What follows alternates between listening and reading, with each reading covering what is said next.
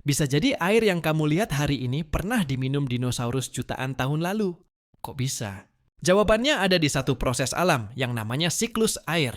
Di bumi, air itu sebenarnya nggak pernah habis.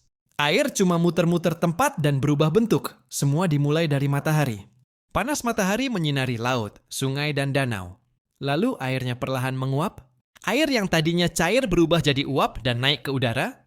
Proses ini disebut evaporasi. Laut jadi sumber penguapan terbesar karena luasnya paling besar.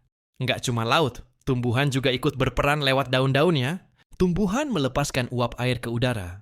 Proses ini namanya transpirasi. Jadi tanpa kita sadari, hutan itu seperti mesin penghasil uap air alami. Uap air yang naik tadi lama-lama sampai ke udara yang lebih dingin.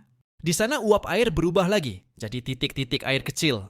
Dan berkumpul membentuk awan. Inilah yang disebut kondensasi. Awan yang awalnya tipis, lama-lama makin tebal dan berat. Saat awan sudah terlalu berat untuk ditahan, air pun jatuh kembali ke bumi sebagai hujan.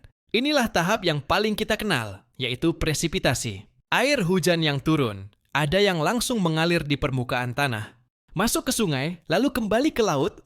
Ada juga yang meresap ke dalam tanah dan menjadi air tanah. Setelah air kembali ke laut, ceritanya nggak berhenti.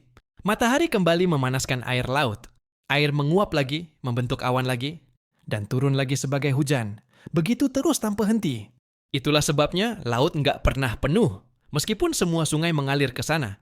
Karena airnya terus dikirim balik ke daratan lewat hujan.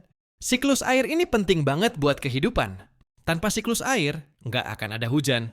Sungai akan kering, tumbuhan mati, dan manusia kehabisan air bersih. Jadi setiap tetes air yang kita pakai hari ini sebenarnya adalah bagian dari perjalanan panjang yang nggak pernah berhenti. Singkatnya, air itu nggak hilang, cuma sedang jalan-jalan. Dan selama matahari masih bersinar dan bumi masih berputar, siklus air akan terus berjalan, menjaga kehidupan tetap ada.